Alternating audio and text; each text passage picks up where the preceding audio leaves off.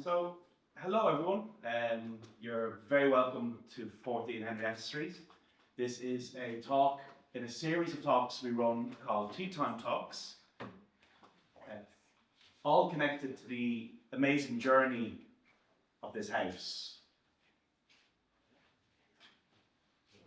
And some people call this the Tenement Museum, but the story of this house is much more than that,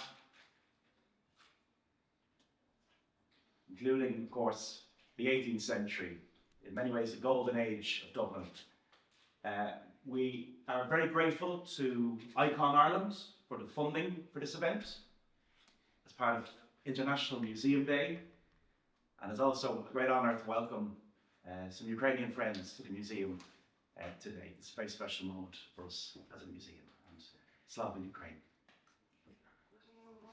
We are very lucky to have Alvean Jones on our team of guides here, offering ISL tours of the building, and we also programme ISL events in the Dublin Festival of History. So if you enjoy this evening, of course you will, there's a lot more to come back for in the future.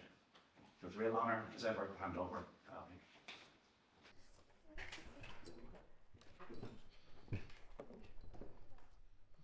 I have one simple question to you all, especially hearing people. Deaf people might know about that, but let me ask hearing audience.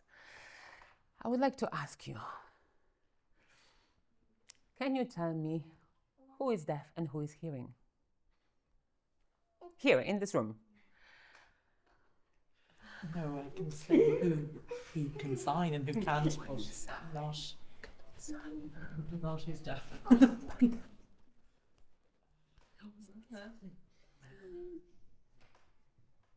Okay, this is excellent. Great. So, this is my whole point about this presentation. This presentation is linked to people who lived here in this house in two buildings. You have two paintings here.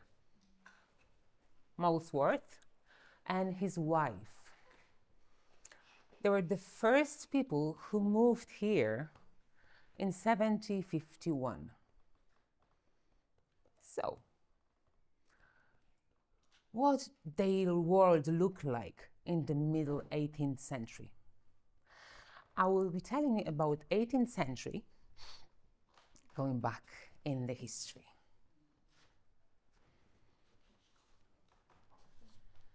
The long 18th century. What does that mean? People think 18th century is like 100 years and that's all. Well, let me tell you, in history, it's a little bit different. It extends from 1688 up until 1835. That's why we call it long 18th century. So that was the beginning and the end of this long century. In 1688, we had wars happening between two kings, William and King James. King James, he lost the battle. He was defeated. King William won. And this is the start of our story. So, I will give you just a brief story of this time with the points, because we could spend all night in here. Because of the Protestant victory in that war, we are having rise of ascendancy, Protestant ascendancy. So are you clear about 18th century? So that was the concept.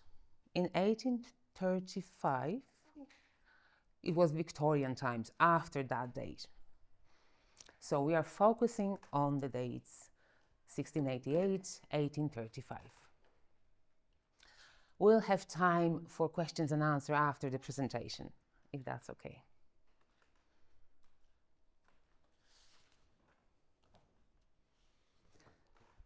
So, you can see we are getting Ireland. The power, we are controlling Ireland. It was controlled by minority, Church of Ireland, the Protestant group, because Ireland was subordinate to the Queen and King of England. But really, well, way before that, let's say, King George was controlling Ireland, was in power. And there were strong connections between Ireland and England. There was establishment of penal laws. Penal laws, what were they? They were a set of rules. They were deciding who can get education, who can become MP in the parliament, who can be in the parliament basically, who can vote, who can own land, who can join the British Army, all sets of laws.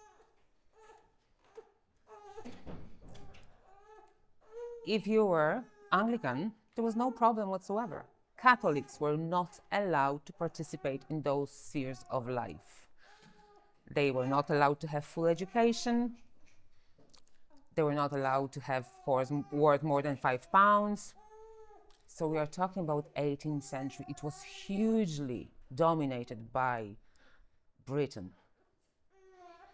But you might think, okay, we had parliament. It had power, isn't it?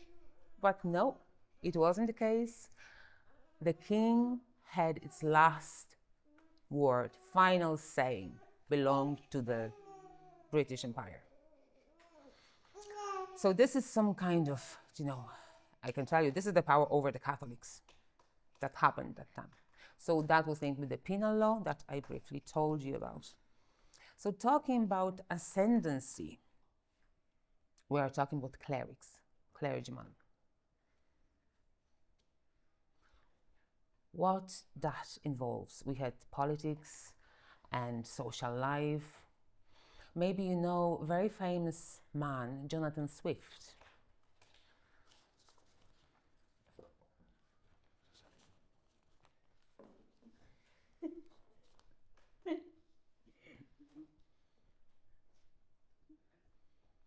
He was born in Ireland. His father died when he was a small boy.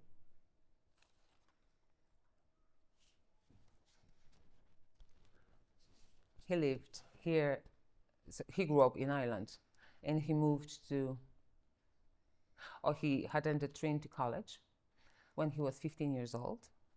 He studied really hard. He was well educated. And then, with time, that was the problem with Queen Anne problem. He wanted to become dean of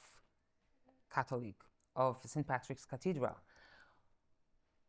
But he annoyed Queen Anne because he wrote against the British, oppression, the British control in Ireland.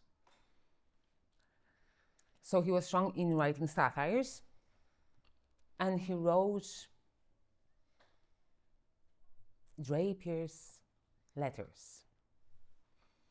What were they? He was under a hidden name. He was pretending to be someone called Drapier. What were the letters about? In 1721,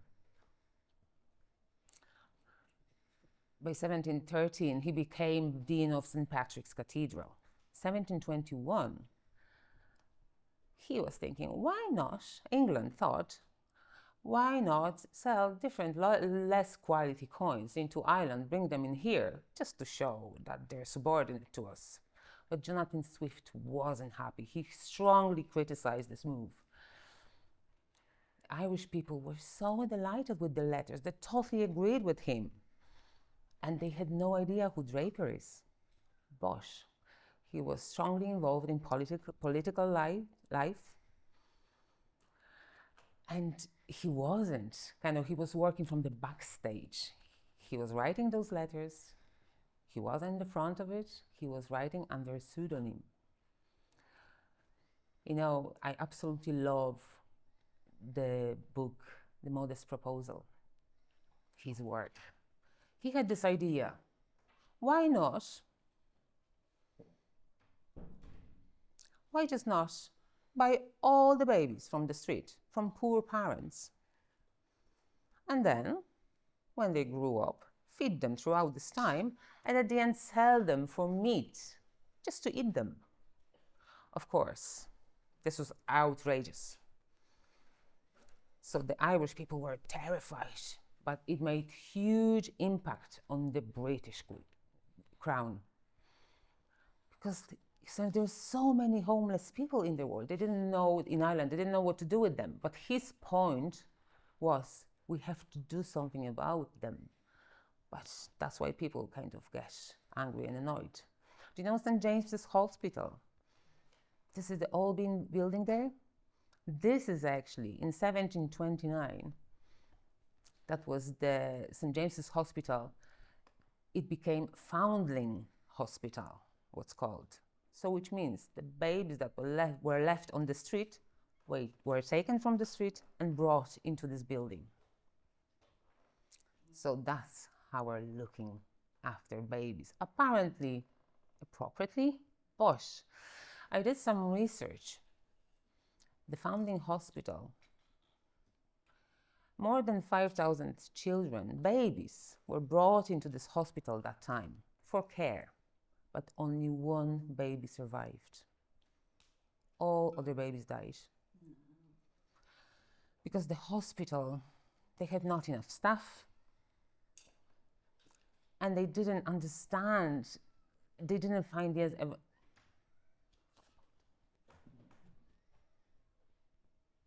geometry, you know, like diseases and all illnesses. They had not full understanding of that the babies need to be held and embraced in order to develop and grow. They were just left there, and nobody looked after them. So that's why they were dying. So maybe you think I'm going off point slightly, but no, I'm not. Interestingly enough, you know that he was deafened. He became a deaf man later in life. This deafness influenced the way he was writing. He wrote famous book Gulliver's Travels, and also he was strongly involved in writing poetry. He has a very long poem that he wrote, but I just took a snippet of it, just wanted to show you an example, small example of his poem. This is himself. This is a very interesting one. The poem he wrote, it's kind of from Swift to himself. So the doctor, he is himself a doctor, and the responder is himself as well. So do you get me? So that was a very interesting concept. One person was complaining, and then the other was responding to it. So this is how it started. I'm deaf, I'm giddy, I'm helpless, and I'm left alone. And the response was, deaf? Okay. You can't blame anyone for that. But helpless? Alone? This is your own fault. And I'm burdened to all my friends. Okay, hold on. Have a good wine, have a good food, and they will come to you. I cannot hear the church's bell. And same, it rang out of my death. I cannot hear that anymore. And then the answer was, but you can write and you can read. That's exactly the same. When the thunder comes, I can't hear, I'm not scared. Same with the cards. But you can hear when you fart.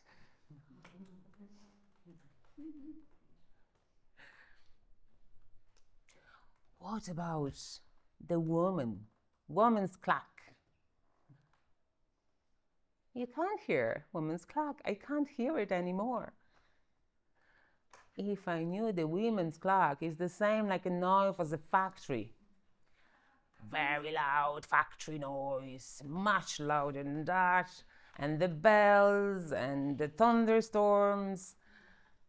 But I'm really astonished. This part, I absolutely love it. I think this is very funny, that the women's clapping is much louder than anything else.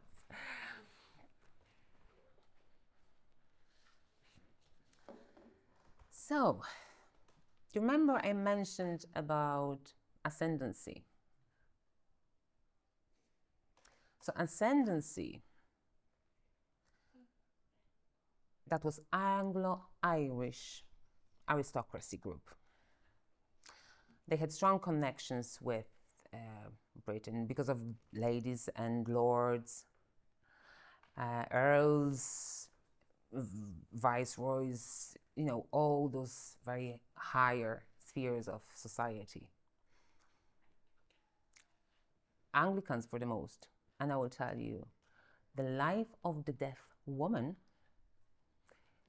who was a lady, Lady Mary O'Brien. I will tell you the story of her life. Now, I did some research. I'm not going to tell you that that's exactly that and that's what happened. But I'm just raising a possibility. Yeah, we'll get there. We'll get there. I don't want to go ahead of myself. So one step at a time, okay?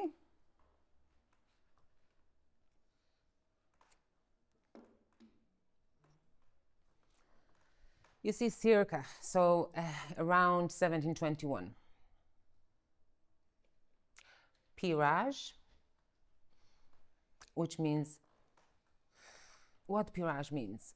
Do you know, like family tree of aristocracy? You could see like blue blood, you know, like spreading through generations. We don't have only one, but we have different evidence. So we have peerages, like different families, different clans, different, you know, aristocracy. But they don't give the same information. Some would say she was born in 1725. Some records were saying in 1730s. But some were saying also 1721. So I did my own judgment based on the most reliable sources. So that was circa 1721. So she was born in Cork. She was born to family. Her father was the Earl of Inchiquin, and her mother, she was the Countess of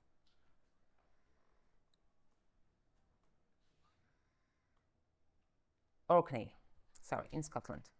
Sorry, interpreter's correction. So that was to her mother's side. So the oldest son became so after her mother's death, she became the Countess. She had brothers, but they all died. Lady Mary had brothers as children. In young age, they died. So they organized a marriage for Lady Mary to her cousin. Let's go back slightly. When she was a child, I just wonder, how did she get education? It was exactly the same as any other lady. They sent a tutor, home tutor, and mother taught her as well. Because for herself and her sister, there were two deaf girls in the family. Lady Mary had a sister, Lady Anne. So Lady Anne, she was deaf. I did some research on that as well. And they were born circa about the same age, 1721, but they were not twins. Maybe they were what's called Irish twins, which means they were born in the same year, but not necessarily, you know, same day. Maybe January, for example, maybe it's January, November. because from January, then December, another birth, same year. So that's what we call Irish twins. Maybe that was the case, but we can't assume that. So we can't be sure of that. So I'm just telling you what the record said. So she was educated by Henry Parker. The man from England came here to Ireland to educate two young girls, two young ladies. And he taught them through sign, because they were communicating through sign. And writing, they were just writing, reading. It wasn't just for like academic, intellectual purposes, for study. It's just, that was just kept for the boys, for the males. But the girls, just for entertainment, to learn French, to Latin, learn Latin, and so on. So we didn't get specific information what they exactly were learning about. But generally speaking, the girls that time learned like sewing, knitting, that's what they learned from their mother. But maths, Latin from the tutor. But most of the time, so governance, most of the time the governance, because they were deaf, they sent special tutor from England. So, in newspaper, in 1753, she got married by sign. That's what newspaper said. So her husband, MP from Clare, so MP from Clare, like Parliament in Ireland, here in Dublin. That's where they raised possibility. I think it was it could be, it wasn't clear, we are not sure that happened or not, but the lady should be here in this room. Lady Mary should be here in this room. Because aristocracy was very small. It was a minority. They were meeting MPs and so on. So they were inviting very, but back then everybody knew the deaf lady is here, deaf lady is there, she's signing. So that was something unusual. But I leave that up to you to decide whether it was possible or not.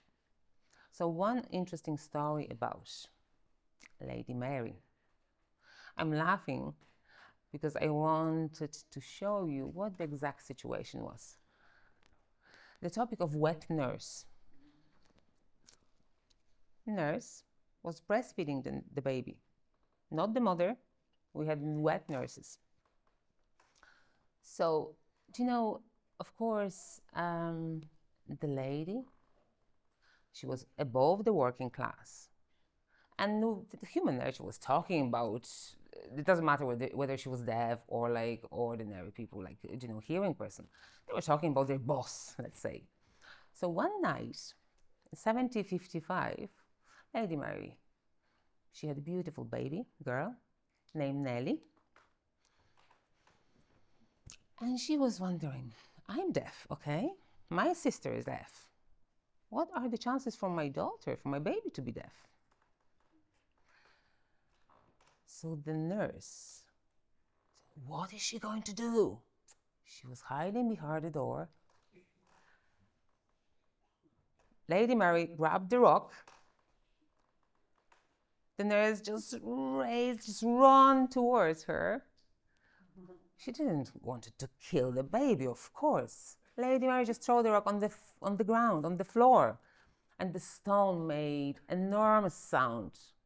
That's the way Lady Mary was testing her baby's hearing. She wanted to see. Baby, of course, woke up and started to cry. And she was relieved.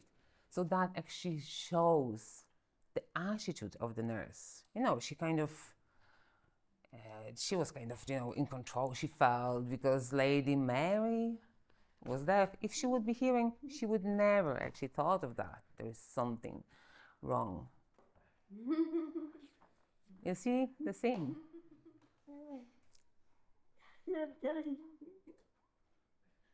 You see the cut?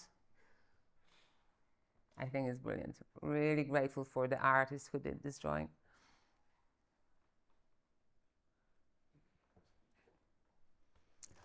So now we're talking about aristocracy and rich people. Oh, sorry, actually I didn't finish that yet. So Lady Mary, she had only one child. In 1777, her father passed away. And the newspaper announced it in 1779, because of her father's death, her husband became Earl of Inchiquin. So, you know the boats, the warship, the Queen of England and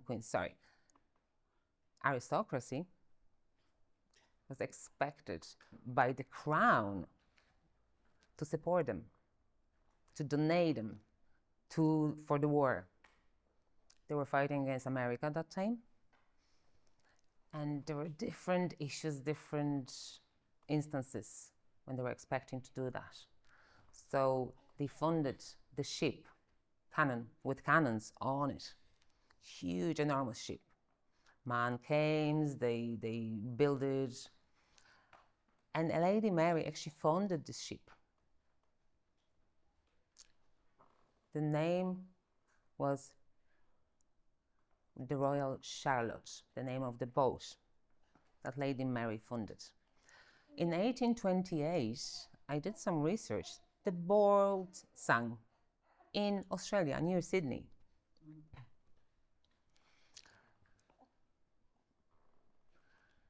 So Lady Mary herself, she died in 1790s, and her poor sister, Lady Anne, she died in 1808.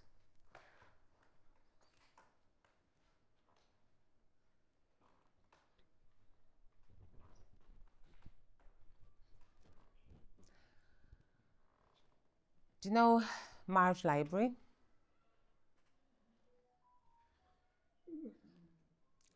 This is actually a great library to go and do research, and 18th century is a primary place to do that.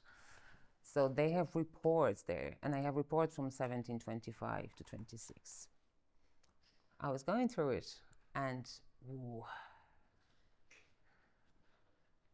I'm telling you, the past is a foreign country.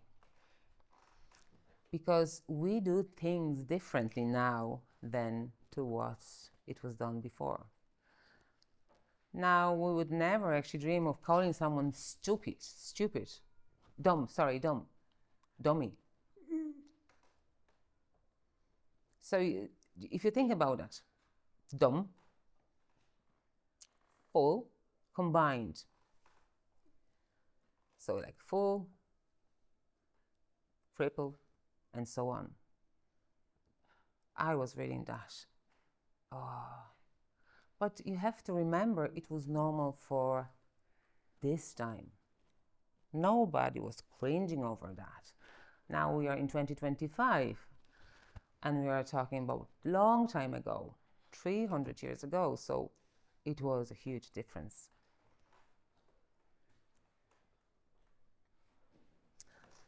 So you have those columns, as you can see, the names of the person. It is actually interesting, 18th century had names for individuals, but in 19th century, just initials, the first and second letter of their names. But in 18th century, it was like a full name, like age and quality. The quality was what? Bedrid, who stayed in bed. We had blind. We have dumb. We have fits, like epilepsy. Fools. We have found children. You see very high percentage of this population, this group. Infirm, sick. King's evil. That's an interesting one. One kind of sickness. You know, like the pain, You go to the king, that's what they were saying. When you're scratching, when kings touch you, it will heal. You will be cured. We're talking about lame as well, another phrase, mad. Superannuated, which means retired. When you're thinking about it, ended up in working houses. There was no social welfare back then in 18th century. You stopped working, too bad, you ended up in working houses. And washers, that's another term. We were washing clothes, you know. So, those are the terms and the phrases. Interesting enough, it's actually lovely to see the handwriting from 1775 to 1776. You know, it was handwritten, and it was lovely to see those archives and the data from that time. So that's that. What about deaf life back there? It was very hard. Think about it. Like, well, people were coming, going into workhouses, poorhouses, another name for that. And they were told this and that, lectures basically. They were told about the rules, what to do, what not to do, and so on. All the rules and procedures, expectations from them.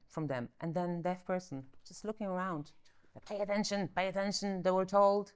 Why are you not focusing? Imagine that. That's why they were labeled fools. Because dumb, fool, maybe deaf and dumb, maybe. We cannot actually judge by looking, and we cannot use 2025 labels on, you know, people who lived in 18th century. We are not there, so we can't use those phrases. It's easy to say, oh yeah, no, we have to hold it and keep it in the past. The food was horrible, you know, the working conditions awful. The illnesses, diseases spread, because that time people were not aware about germs. They had no in-depth knowledge about germs, so it was spreading around. So let's talk about scientists. Scientist is a very broad term, so I just picked one area. Do you know the boats back in then, like in 18th century, they have long time ago, they had beautiful decorated, huge, massive boats with the ropes, and people were walking up, calling others. It was amazing. So now we have GPS, isn't it? We can navigate ourselves, no problem. Wherever we go, we know where to go. But what about 18th century? They used sextant, which was a specific tool to help you navigate between north and south. You knew where you were in terms of north and south, but the east and west was a problem. Do you know, because of the globe,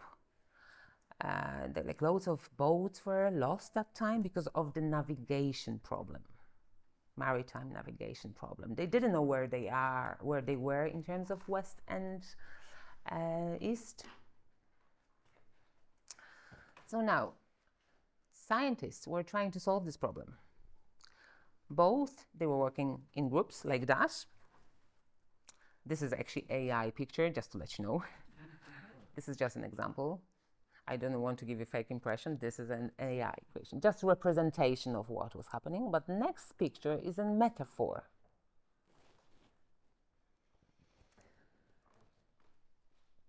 One of the scientists was a deaf man. His name was Robert Long. He was from Cork. He was born around 1713, 1714-ish. He grew up deaf, and he was using sign language. In 1759, he went to London with his brother. Brother was interpreting for him. Robert met astronomer royal, and he was talking about his own proposal, how to solve the problem of the longitude. We knew how to operate in terms of latitude, but not longitude. He had 4 proposals. I'm not a scientist, but I just wanted to brief you on something.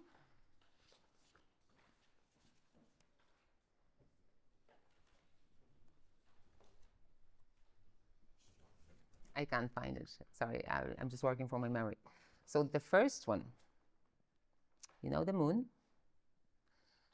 So you could find exactly where you are looking at the moon, the coordinates in terms of north and south. And the clock, you had the clock. Do you know, the clock was Greenwich time. And he worked out the location in relation to time, location time. Do you know, like the globe, the world, we have, it's easy to navigate like 180 degrees, going from north to south, from the middle to the north and south, and so on. But what about the other direction when we are talking about longitude? You know those lines here? How to measure time? We have 360 degrees, and 15 degrees distance between the lines is 1 hour difference. So we know local time, then the Greenwich time, they're different, like 4 hour difference, okay? So depending where you are in terms of longitude. So the deaf man was signing his proposal, his idea, and the man from London, the astronomer, was listening to him. It actually did make sense, but really, whatever he said, it was very near the end as the final answer that we have nowadays. So this is an example of deaf scientist. It's like he did work, he did a huge work, and he really did influence the future science.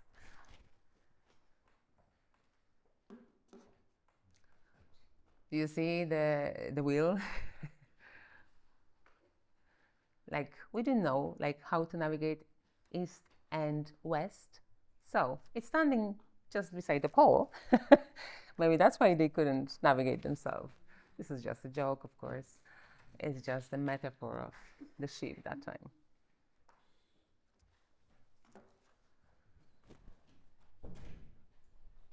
Now let's talk about self-made man. Do you know poor people? They lived in the countrysides. They wanted to make life for themselves. They were trying to sell goods, sell things. So one example of like peddler. Peddler is a profession, like somebody who's traveling around, selling things, like scissors, spoons, like different items. Laces and so on, ink, pens, all sorts of things. Walking around, selling to people. So this is the name peddler. So one person who was deaf did that job exactly. His name was John Burns. He was born in 1740 in Monaghan, around 1740, in Monaghan town. Before the age of 10, his parents passed away. So, but luckily for him, the local Anglican priest, cleric, took him, educated him, brought him up, so he was able to read and write. He was good at maths and history, chronology, and so on. Then he met someone, John Burns met someone, fell in love, and married the woman. He decided to set up his own shop.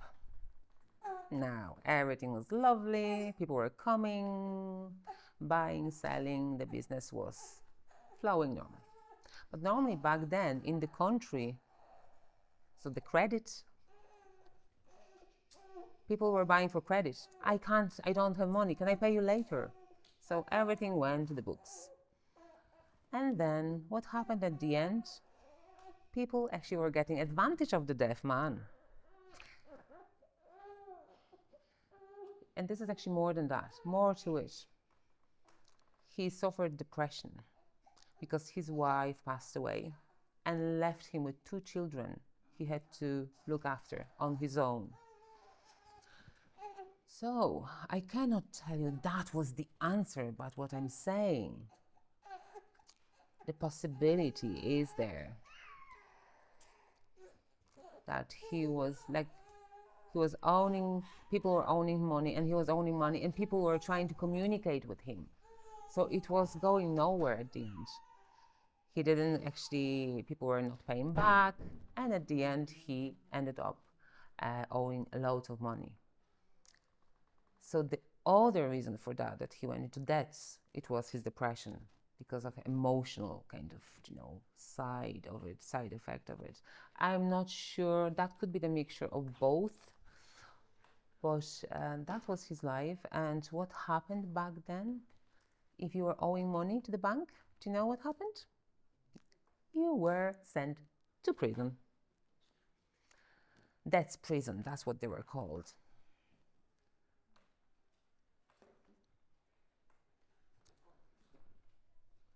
Do you remember I mentioned the Anglican priest that helped brought him up after his parents passed away? He often was visiting him in the prison. You can see the paper scrolls, the papers. He was writing on it, and he wrote a book. The book, it wasn't giving away.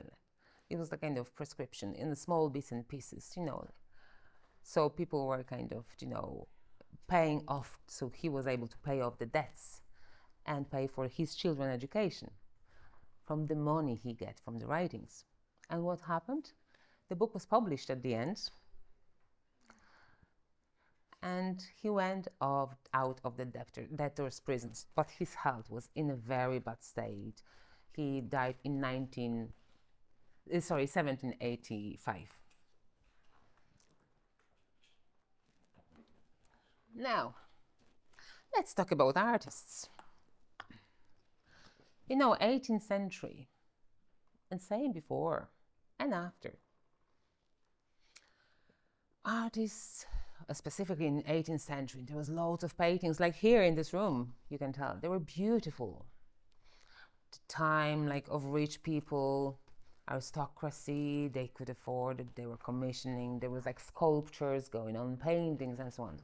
I will show you the picture of the man, one artist. Do you see what he's doing on a very small canvas? This is called miniature. So this kind of art form, and most of the time people were getting paid to do this kind of art. That's why you could see lots of rich people own those art forms. I'm not saying that no one did paint like poor people. They did as well. They actually have their images, portrayals as well, but majority was the rich ones. So this is the name of the deaf man. I'm just hoping I won't run out of time. So this is deaf man. He was self-taught. He was born deaf. He was using sign language. But just one thing about John Burns I wanted to mention to you. So Jonathan Swift, he was a deafened man. He became deaf with age later in life, and he could speak. But John Burns was born deaf, he couldn't speak, and he was the earliest known Irish deaf author. So this is the difference between deafened and deaf. So just so you're aware of that. Now, this is self-portrait of the person I was talking to you about, of the artist. He lived in Ireland. He was born in Ireland, Waterford, Cork area. Family was from Waterford, and he himself went to England for a while, and then he returned to Ireland. He loved doing watercolors. That was his work. People of the streets. That's why there's loads of, paintings, watercolors, like ordinary people working on the streets, cobblers and so on, working everyday life. But the miniatures, he sold loads of them. And that's why he became well known for that artistic work. This is what he was doing. He was doing miniatures, and he died later on. So let me tell you about the next person. Now, I'm just a bit concerned about time. We finish at 7, exactly 7 o'clock, is that correct? Can we just slightly after 7? Is that all right with you? Can we finish after 7 o'clock? I'm just a bit cautious of time. But newspaper, talking about death, which was a very interesting story. So the names of people, okay? Sometimes deaf people had a name. No, they didn't. They were called dummy, deaf and dumb. I want to tell you about one specific family.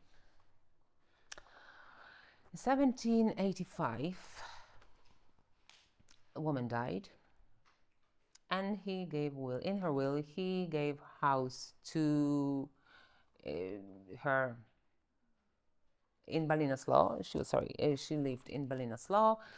She had 5 children. She had firstborn son who was hearing. His name was Nicholas.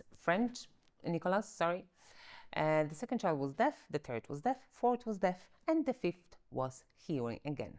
So we had the first and the last child hearing, okay? What's interesting, in the newspaper, they're talking about court case, about what happened in this family. So the names were only given to 2 hearing siblings, and the others had no name. So the court case over what? Over the land. Okay, yeah, the house was given to the first son, the oldest son. The son got the house and wrote a will, and he wanted to cut off his family from the house. He didn't want to stay in touch with them, so he gave the house to his wife. Now, he died himself, and after the death, Nicholas' death, so his wife married again. Yep. So her father-in-law, so the wife did own the house, not the husband, because just to be clear, that was the will. So the wife owned the house, but the father was concerned about deaf children. 2 deaf men and 1 deaf woman. And 5 of them, 5 children, and they were cut from the family, cut out. They were just pushed away. But the woman who married again, who had the house, her husband was not pleased when the father-in-law wanted them to bring the deaf siblings in the house. So the father was actually arguing that they have right to live in the house that was given to the wife by the eldest son. So in the room you can see the fireplace, but there's no fire. That was in May, but it was still cold. Well, now it's May as well, we are sweating, but we can assume it was cold. But the new husband of this woman, he said, 3 dummies? 3 dummies? What are they doing in our house? Tell them to get out. Throw the water at them. So, sorry, at the fire, sorry. And just so they won't be able to lit the fire again. So he threw the bucket of water on the fire, and they had no chance to warm their room. I just wanted to show you the kind of personality and attitude of that time, and the words they were using. You know, they were actually assuming there was somebody like dangerous, like different. But excuse me, they were communicating through sign. And it's just the attitude, like, you know, people of that time, like deaf being somebody other, like different and dangerous. So that was the perception. Dangerous. They are dangerous. So the last clip, let's say, and then questions and our answers. So death in the poor houses in Limerick, 1775, 1778. So there is just various information on the slide. You can just have a look at that.